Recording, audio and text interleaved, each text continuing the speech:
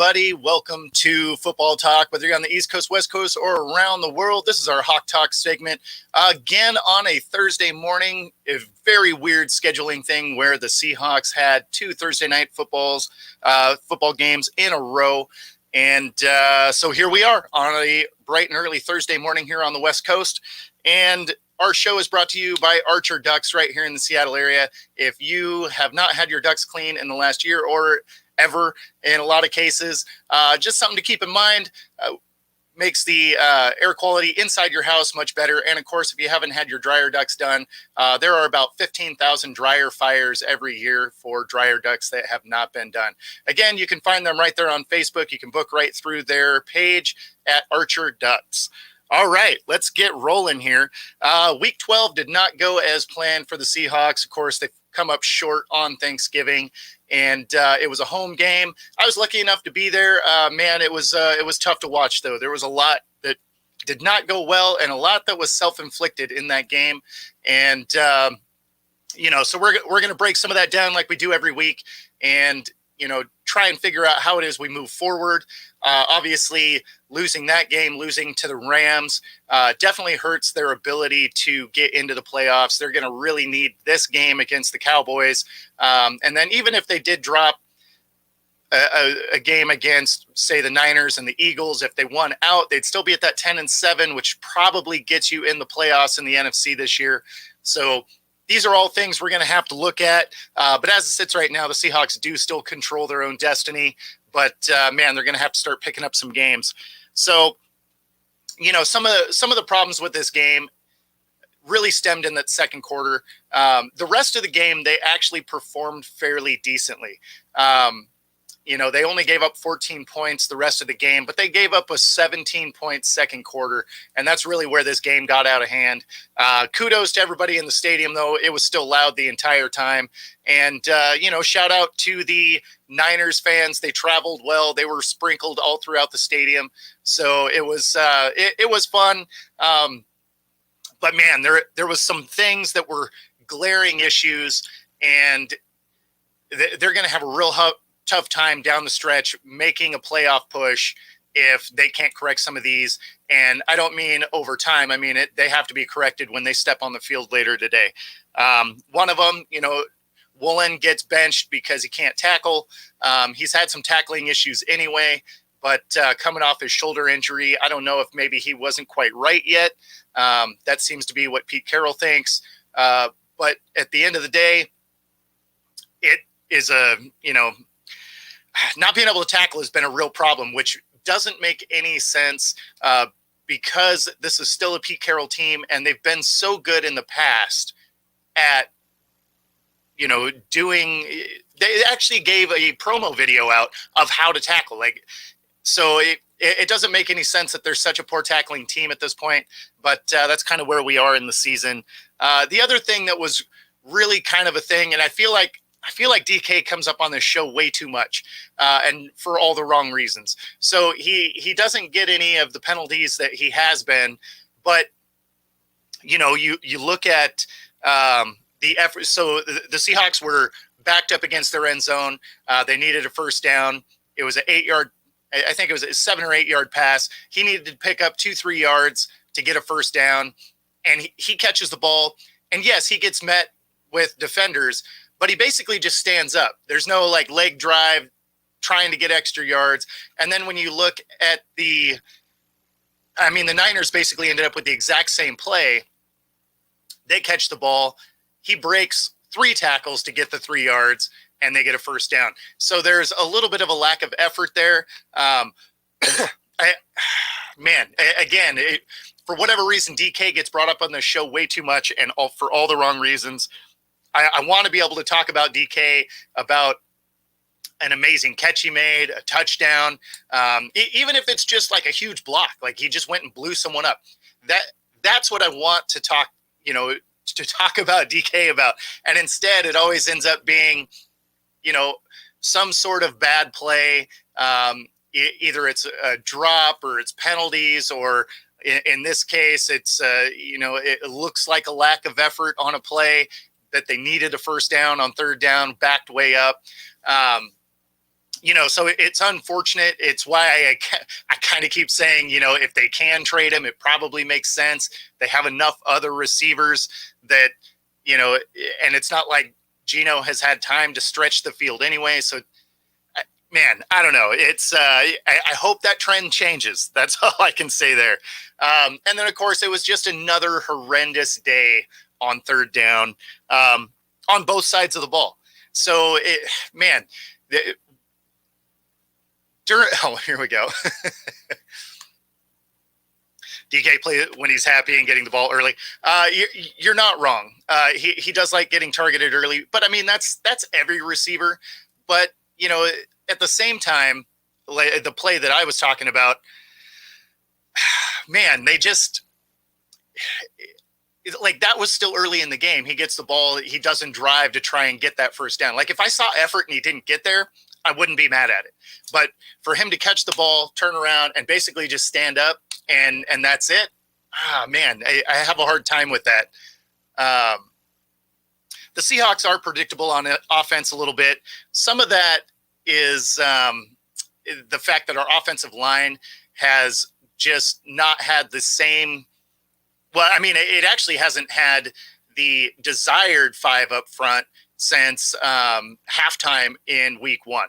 So because this is where I think Waldron gets more hate than he should, because he has to scheme for an offensive line that's injured and missing people. So he's been running all of these linebacker stunts and, to add extra protection. So where his creativity is actually trying to keep Geno off the ground, because if you look at sack stats, he hasn't been sacked in a crazy amount of time, right? Like he's about middle of the league.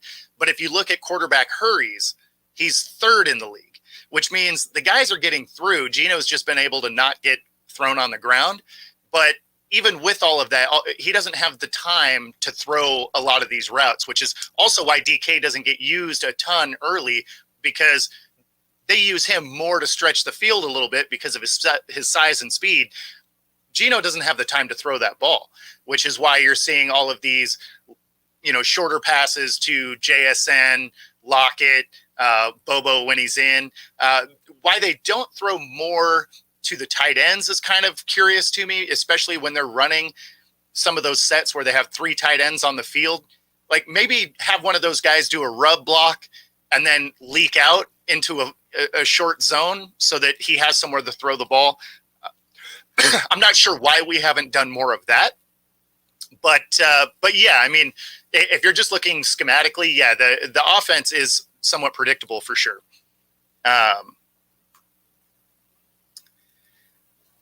Yeah, it was. They were very backed up in their area, but the thing is that's a third down. You got to try and get it right, because otherwise you're just punting the ball anyway. So I mean, I get you want to protect the ball, but he doesn't exactly have a habit of fumbling anyway. I mean, he's a huge guy. But protecting the ball is one thing. But I mean, to your point, if when the Niners did it, they were also backed up. So, of course, always love people chiming in. So definitely any of them that pop off your head, throw them in the comments for sure. So yeah, on third downs, they were 3 of 11. They're 29th on converting third downs in the league at just under 32%. They're at 31.34%. Only the Browns, Giants, and Jets are worse than the Seahawks on third down. And what's troubling with that is they all have backup quarterbacks and a ton of injuries, right? So you would expect them to not be great. The Jets are on like their fifth option at quarterback. The Giants are on a third option at quarterback. The Browns are on a third option at quarterback. So you don't expect the offense to move fluidly. This offense here being this bad on third down is a major concern. Even if they do make the playoffs, if they can't correct that issue, it'll be a one and done anyway. So that is something that they really got to figure out. Obviously, protection was still an issue. He ends up getting sacked, even though I said he hasn't been sacked a ton overall. He did get sacked 6 times in this game. Again, he's third in quarterback hurries. So, like, there's so much wrong up front. Geno gets so much hate about not being able to complete these passes, but he's under duress almost 50% of the time. That is tough to get in a rhythm. I don't care how good your quarterback is. You're going to make some mistakes. The fact that he hasn't thrown more picks is kind of surprising, because when you look at a guy like Josh Allen, who throws a pick soon as he's in trouble, Geno, I think, gets a little more hate than he deserves. Some of that comes with the comes with the position, right? If you're a quarterback, you're going to get more credit for when things go right than you should, and when things go bad, you're going to get more blame than you should.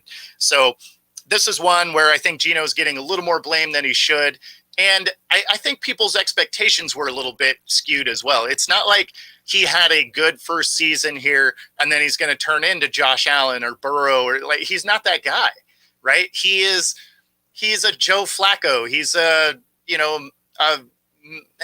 wouldn't even say Matt Ryan. He's like he's just kind of that middle guy. He can do the job, right? But he needs all the players around him, right? I mean, we saw that with Purdy, right? Like, he needs his full complement of people. He can run the offense. He can win you games, but he's not the, throw the team on my back and make it happen. Like, he needs all of those pieces. So, it's the Trent Dilfers of the world, right? So that's where we, that's kind of where I see Geno. So I think he's getting more hate than he should. Again, because he is a guy that will protect the ball. He will make smart decisions, but you got to keep him upright, and you got to create separation in the amount of time that he can read the defense. So, also the lack of running game is a major concern.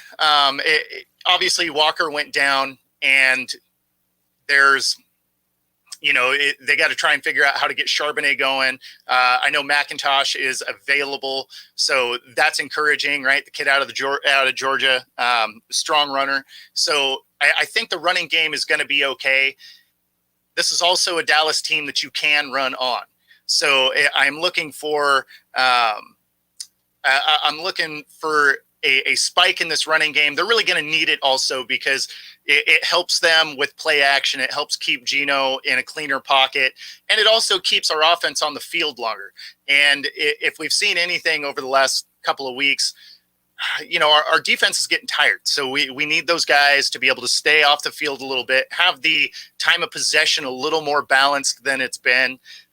So I look for our running game to bounce back.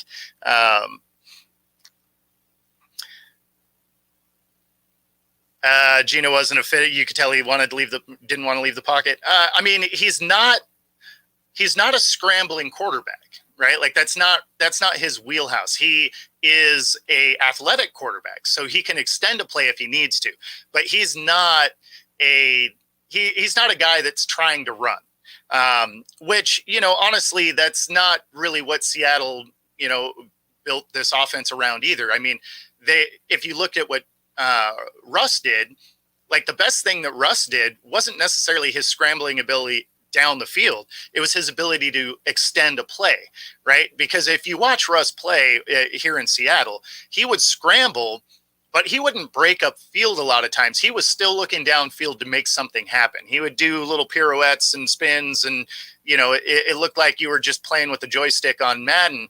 And then if everything broke down, then he would try and run. Now, Geno's not as athletic as Russ was, but he does have the ability to scramble around, still look downfield, and try and make a play. So I don't think it was that he's not a fit.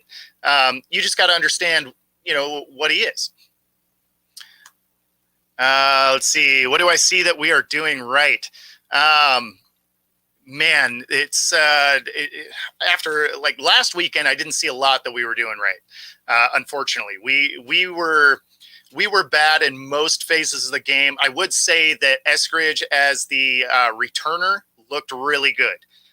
So they should definitely leave him back there. In fact, if they could have him take over the punt return duties from DJ Dallas, that would probably be awesome.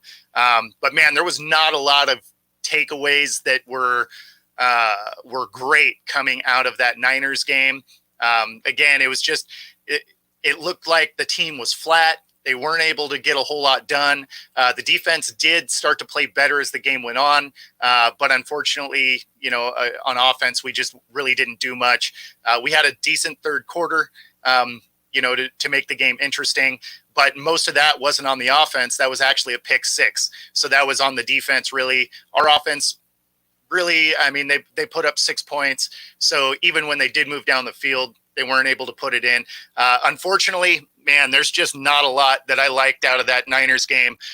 Hopefully they can essentially burn the tape, get right, and, be ready for this one. At least if there's any saving grace to having 2 Thursday night football games in a row, is you end up with your full week of prep, right?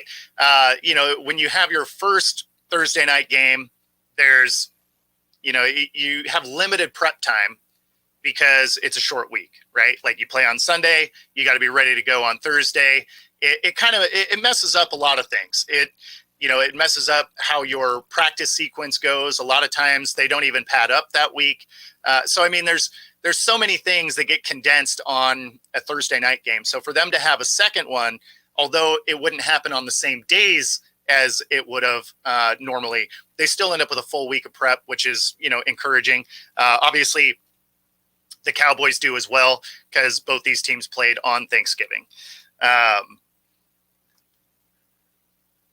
Jimmy G in Seattle next season. I can see why you say that because you hate Seattle. But no, definitely not. That is a horrible plan, especially as injured as he always is and the way that the Seahawks seem to have trouble up front on that offensive line. Jimmy G would make it about 5 minutes exactly. Yikes. No, I am with you there. Right on. Have a great day at work. So yeah, it's definitely not. So the other thing that I'm surprised they haven't done yet is with the issues they have had up front is they haven't brought back DJ Fluker, who's familiar with the system. He's currently a free agent.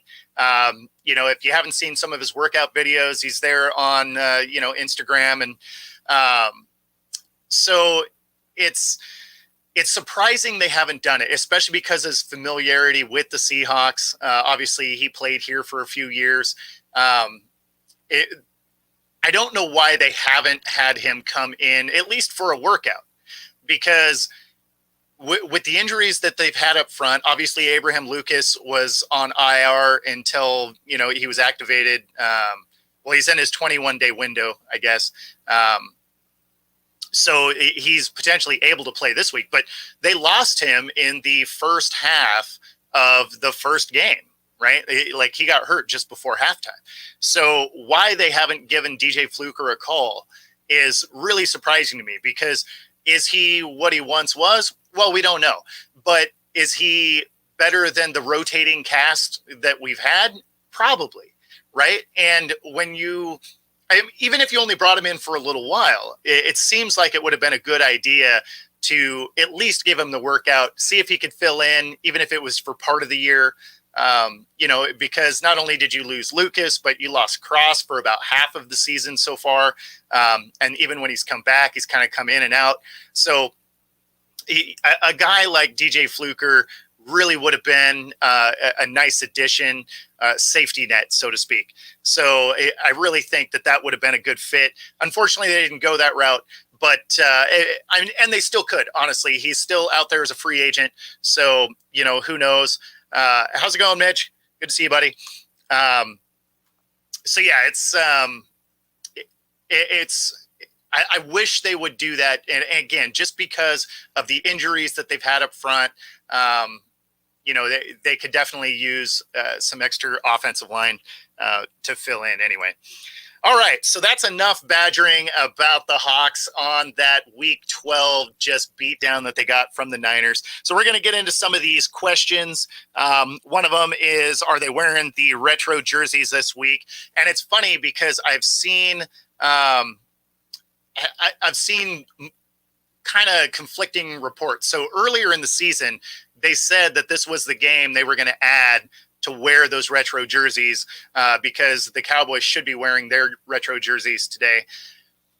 But then a lot of the Seahawks promo gear, promos all have the Color Rush jerseys, the bright green.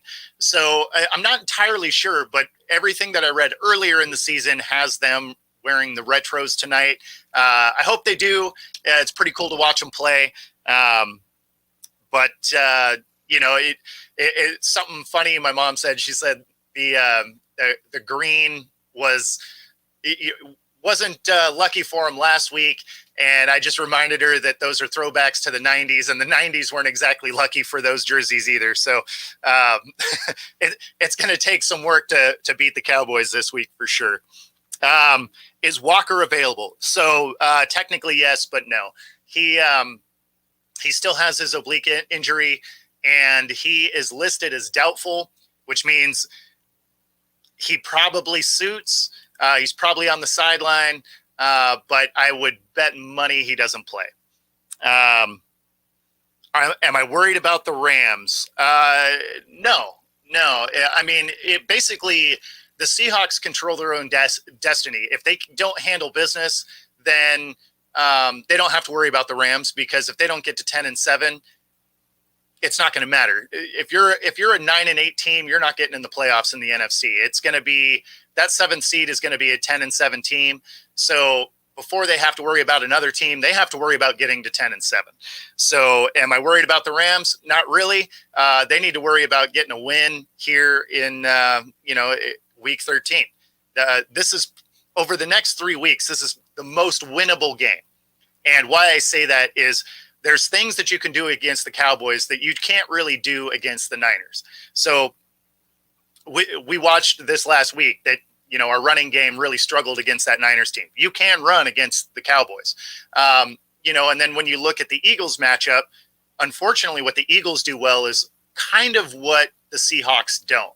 So when you look at the Eagles, they run the ball pretty well, but they also do a lot of kind of short in-breaking routes and a lot of throws to the flat.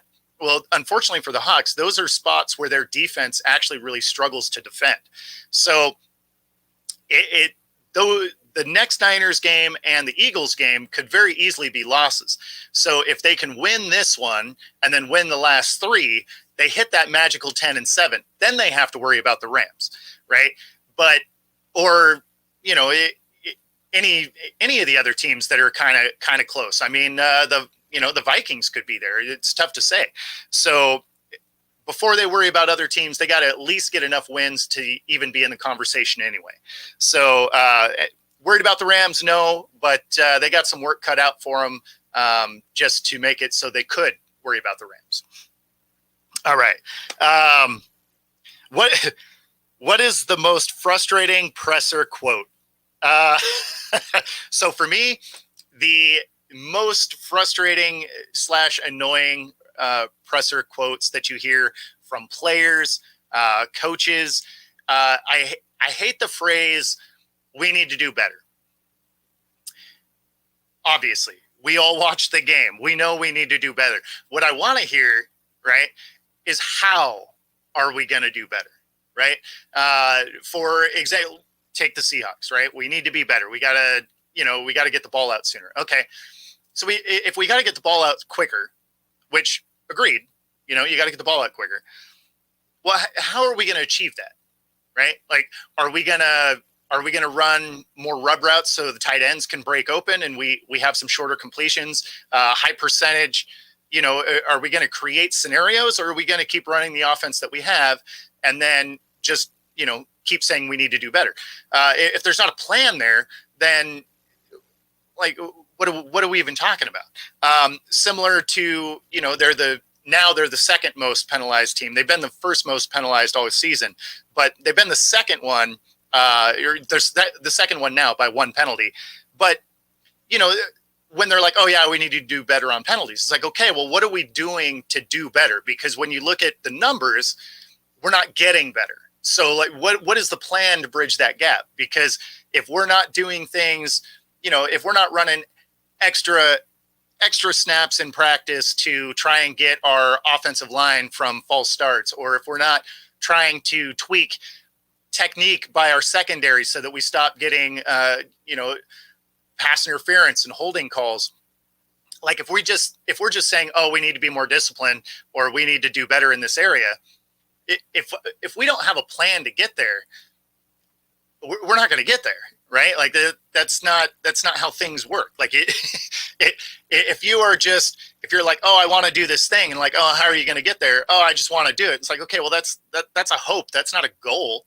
Right. Like without a path to get there, that's not, I mean, again, none of that's real. So that is hands down the most frustrating, just annoying quote that I get out of a presser. And it's because there's no plan behind it. It's just, yeah, it's on me. I got to do better here. I got to call a better play here. Our team needs to be more disciplined in this situation. It's like, okay, well yes, obviously we watched 3 hours of you not doing those things. So we know that part. Let's talk about how it is we're going to achieve what you're talking about. So hands down, the worst part of those pressers.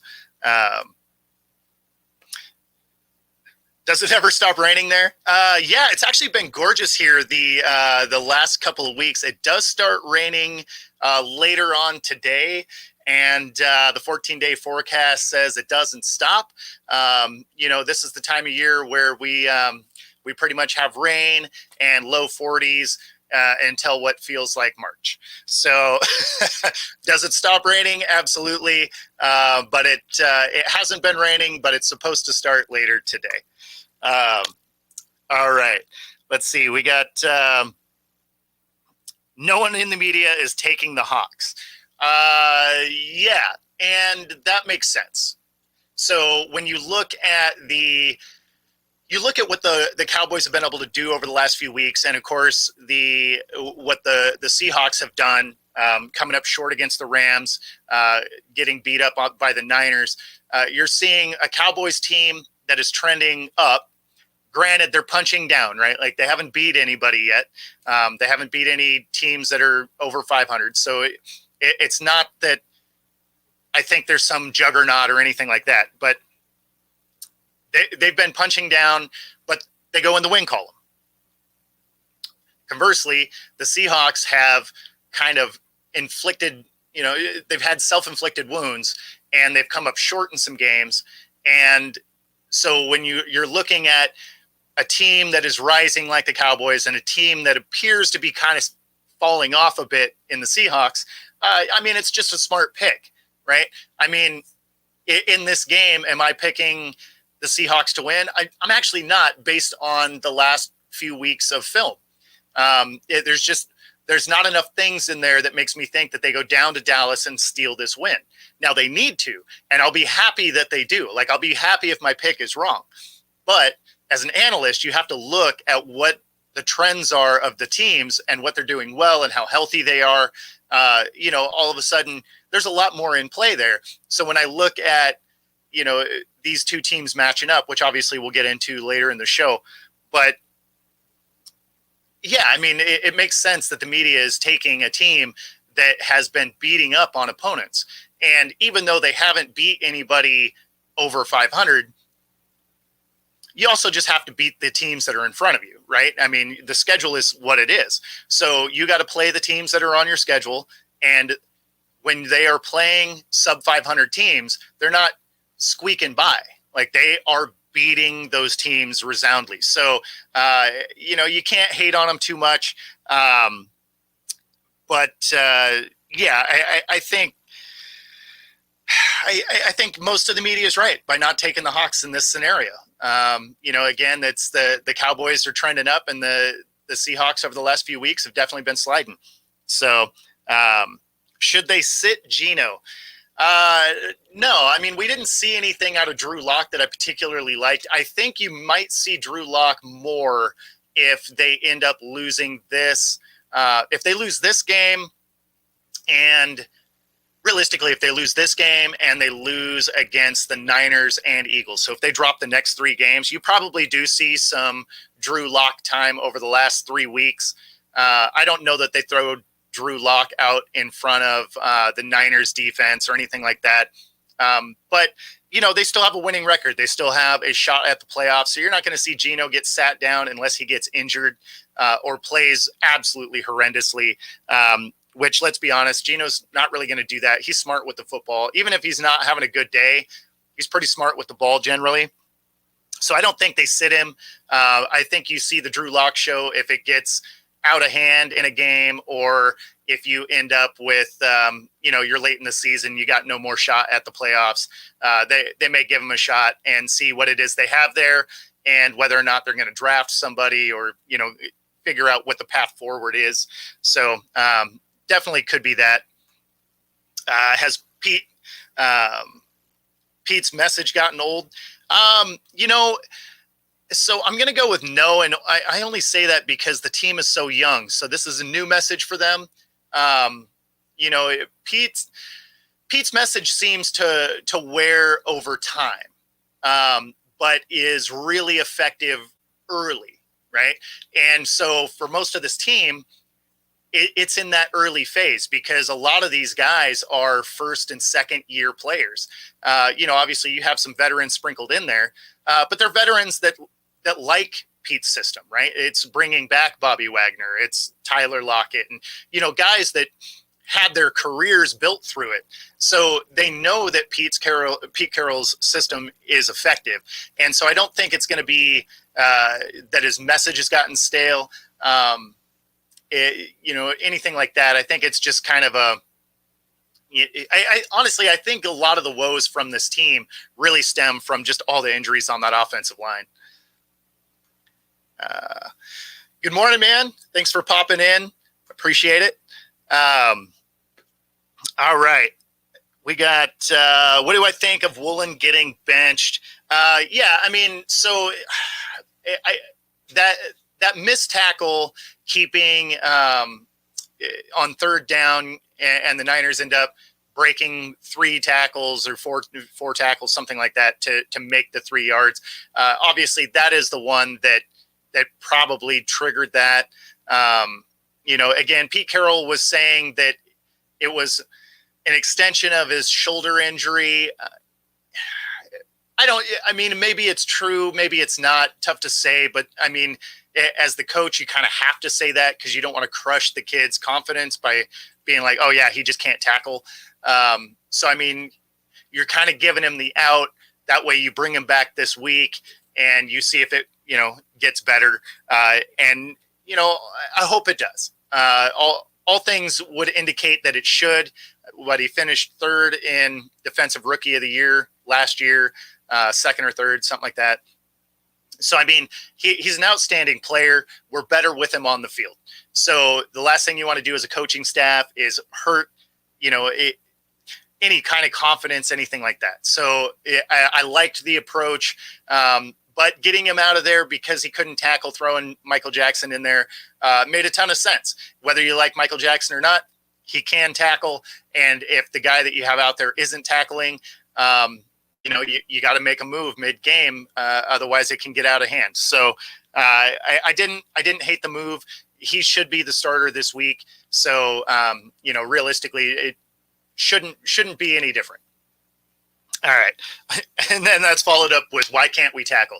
That one there is, I don't know. I don't know why they can't tackle. Again, they were, in that Legion of Boom Prime era, they were actually releasing, how-to videos of how to tackle, the new style of tackling, getting the head out of the way, getting the shoulder across, wrapping up and spinning to the ground. Like they released those training videos. And for some reason, that's not what we're doing anymore, which doesn't make any sense, being as we still have, Pete Carroll. So that was his his era of tackling. So how they've gotten away from that, I don't know. But when you're watching the game, there's a lot of, throw a shoulder and hope they fall down.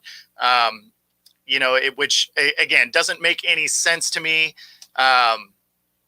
But that's what we're doing right now, and that's honestly, it's why we can't tackle, is because we're not actually trying to tackle. We're trying for that sports center, like bang hit, and then if they don't fall down, now we're chasing them again. So makes no sense to me. It's something I've said in many shows, but a coach for me years ago, they said just go out there and make a play.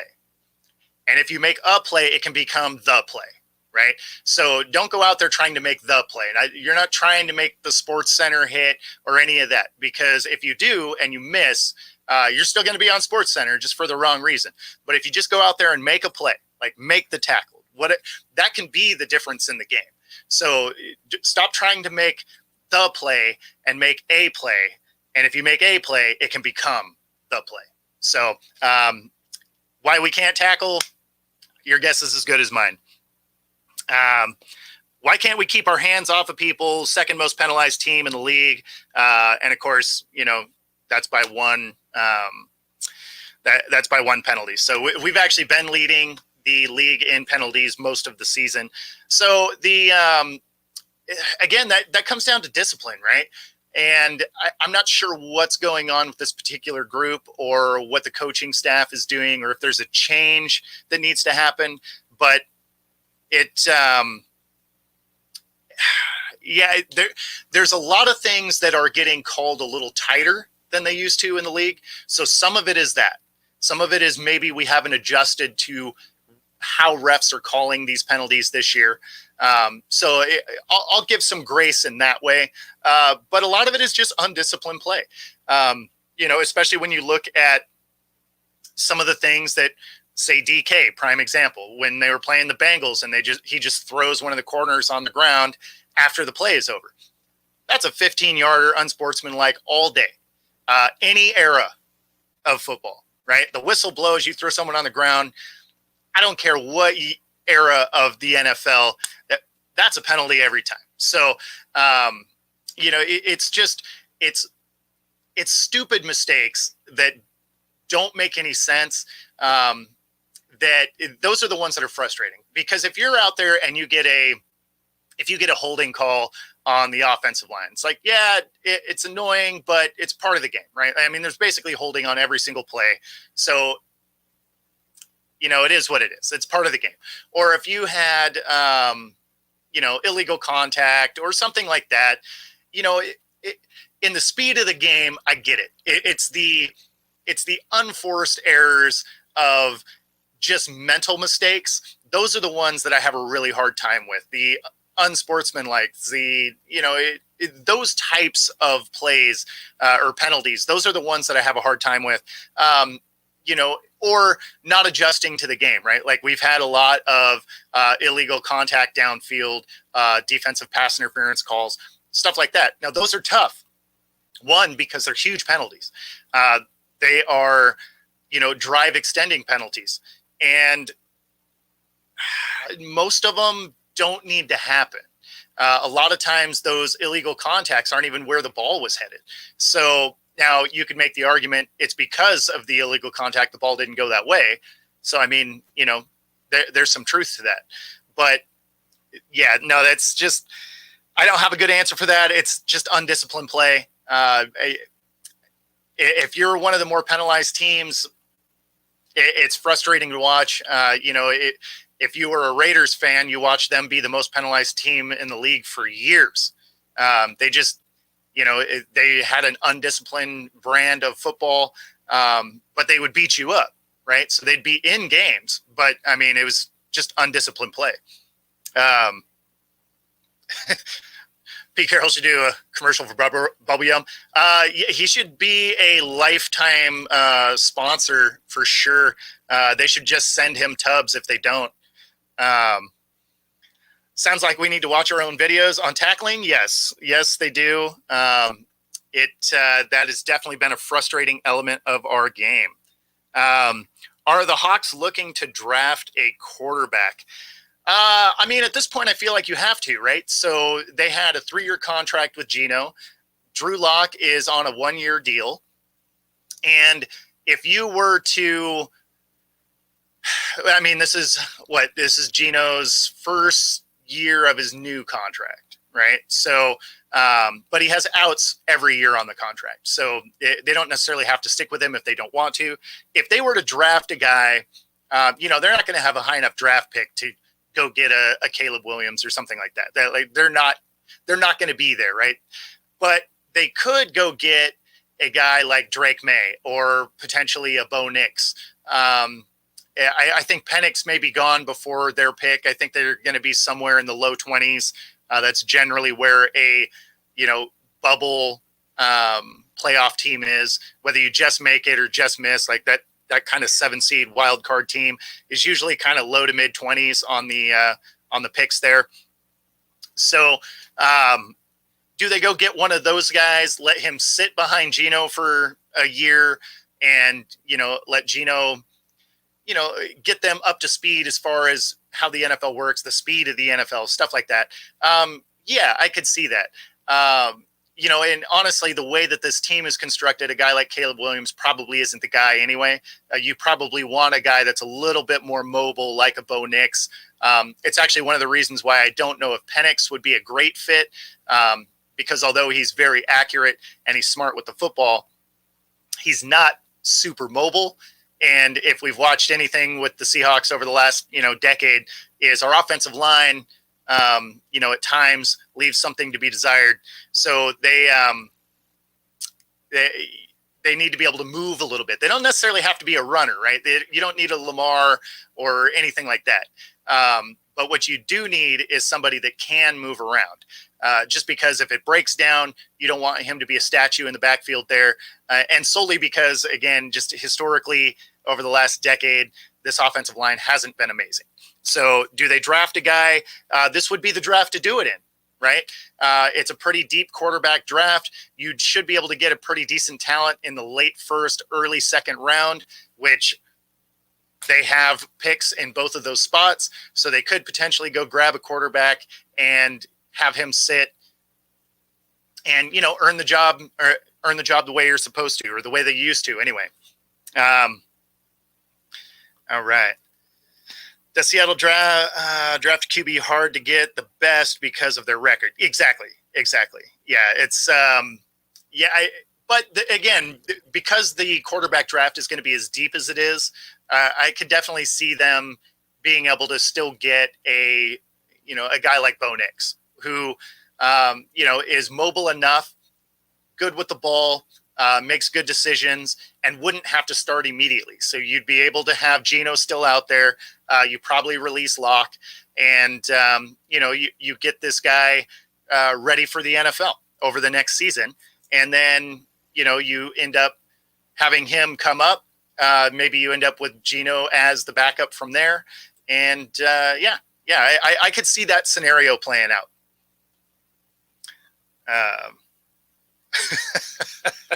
The Giants will trade DeVito for a 3rd-round pick. Man, I don't know. They their quarterback is they got a lot of questions at quarterback, especially because they paid Daniel Jones, so they're probably going to need DeVito, because I don't know if anybody's trying to take Daniel Jones off their hands, but if we've seen anything this season, Daniel Jones is probably not the guy. Not that I thought he was. I thought he was a reach to pay, but they didn't want to pay Barkley, and so that's the way they went. It didn't make any sense to me, but it's the way they went. All right. Why isn't the Geno DK connection more effective? Mostly time, right? Mostly it's just the speed at which the play breaks down in the backfield for Geno. A lot of times he's moving around trying not to get sacked. So the plays that are deeper downfield, which is primarily what they use DK for, is, they don't have time for those to develop. If they were to use DK more in a slot, I think they'd be able to, I think they'd connect a lot more. But as it sits right now, that's not going to be effective until Geno has a little bit cleaner pocket to throw from. Is Lucas coming back? He is activated, so he is on that 21-day window. I do believe he traveled with the team. He was full practice this week. So in theory, he should be available to play today, which would be amazing. But we'll see. We'll see. It wasn't a guarantee, but he's there and it's possible.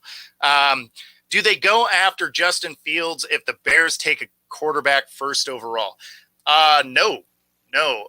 If we've seen anything from Justin Fields is he needs an offensive line, and he would just be going from a bad offensive line to a beat up offensive line. I don't think that's going to be a good fit for him. I don't particularly love his ability to throw downfield. When you look at his air yard stats, they're generally not, they're not impressive. Usually, even though like some of his yardage totals will be good, most of his throws are right around the line of scrimmage, and he needs his receivers to create the yards after catch. So I don't know that Justin Fields would be a great fit for Seattle. You probably could get him for cheap, right? Not contract-wise, no, but trade-wise, maybe. But no, I don't think he's a good fit for Seattle. Can the Hawks snap the Cowboys' home win streak, and does it give them added incentive? Can they break it? Yeah. So there's things that Seattle does well that you can do against the against the Cowboys. One of those is, again, running the ball. If they can be effective running the ball, that'll be huge for this team. And of course we'll get into more of this in just a second. Does it give an added incentive? I hope not. I hope they have all the incentive they need to get into this game, because they need this win.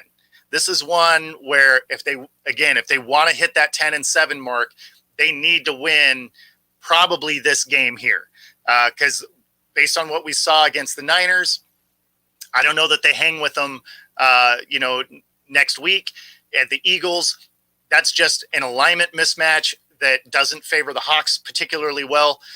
So this is the game here that you can steal from one of these top teams. And then they have 3 games at the end that are very winnable games. So this is the game they need. I really, if they need that to get up for this game, man, this is, that's some trouble for the Seahawks moving forward. All right. So let's get into our Dallas preview here. The biggest thing here, Geno has to be perfect. He can't turn the ball over. And we need our offensive line to step up and be a little bit better than it's been. Now, again, we're supposed to get Lucas back. He is slated to be there today.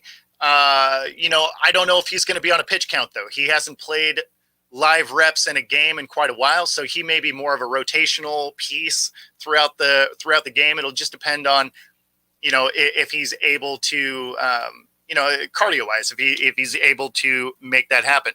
There are a few things on the Dallas side that help out a little bit, in the fact that Micah Parsons may be out with an illness, and then their edge rusher Dante Fowler also has an illness.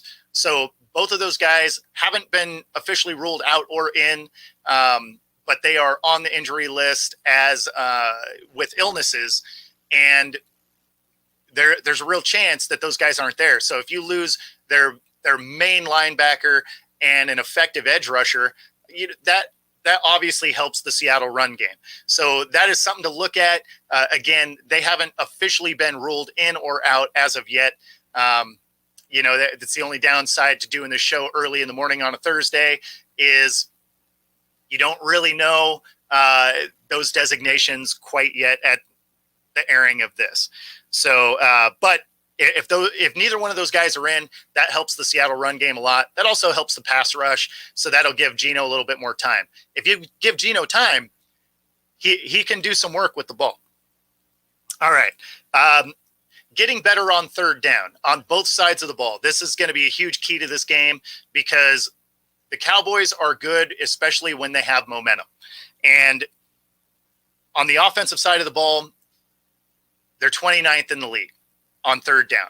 It's, at 31.34%. Like it's not good. And like I said at the beginning of the show, it's only the Browns, Jets, and Giants that are worse than the Hawks on third down, which is it's not an effective way to win games. On the other side, they're 27th in allowing third down conversions, giving up just over 44%. And so this is where both of those trends have to change to win this game, because that Dallas offense can absolutely score points, and their defense is good, even with the injuries that they've had. They've been able to do some really good things even after Diggs went down with his injury for the season. And, potentially they're going to be without, Parsons and Fowler here, but it's still a very effective defense, and they're going to need to figure out how to extend drives. They're going to need to limit the amount of penalties that have been drive killers for this team. It's not too bad if you're trying to convert a 3rd and 3, but they're routinely trying to convert 3rd and 10s, 3rd and 14s. And I mean, everybody knows what's coming. So it's those are two areas that they're absolutely going to have to clean up in order to win this game later today. They also need to be able to get a lot of pressure on Dak. He's been relatively well protected this season, and that's helped his turnover, right? His turnover percentage that he had a year ago, right? He threw a lot of picks last year. He's thrown a lot of picks through his career. So if they can get pressure on him and cause some mistakes, we have an amazing secondary that can be opportunistic. If the ball is off target, they're going to find their way to the ball. So the only way that happens is to make sure that Dak doesn't have time. And their offensive line is still very good. So that's going to be a battle all day. But if they can get pressure on Dak, that'll be a huge element of this game. They really need to not only do better on third down on both sides of the ball, but they need to at least create some turnovers. They probably need 2 in this game to win. And they need to be perfect in that element as well. They can't turn the ball over, at least not to stay competitive in this game throughout the game. Now, with Lucas coming back, which is awesome, this team still doesn't get their original starting 5. Their offensive guard, Phil Haynes, is out with a toe. And so they still won't have the complete cast up front. They haven't had the starting 5 up front since halftime of the first Rams game in week 1. So, again, that's why I said before, I give Waldron some credit, even though his plays look very vanilla. He's had to do so much in just protection schemes that it takes away from being able to do some of the other things you would want to do. And with Walker still out, for our running game to be effective, we really need Charbonnet to have a huge day. And, hopefully we'll get to see some snaps with McIntosh as well. We want to be able to see, what that kid has. Obviously, DJ Dallas will get some snaps as well. Obviously, an effective back. Hopefully we can get another big special teams game out of Eskridge. And, so, hopefully that's kind of how it goes down. Be sure to like and subscribe if you like this content. It helps us content creators continue bringing you stuff. And of course, if you are watching on Roku, you will be seeing this on Friday. So you'll get to know if I was right or wrong, because this show will air after this game has been played. Again, like, subscribe, and enjoy the rest of your day. Of course, if you are into sports betting or playing Pick'em with us, be sure to come back at 9 o'clock Pacific, and be sure to tune in for the show and bet with us. Other than that, we will let you get back to your Thursday morning. Enjoy the game tonight. Take it easy, guys.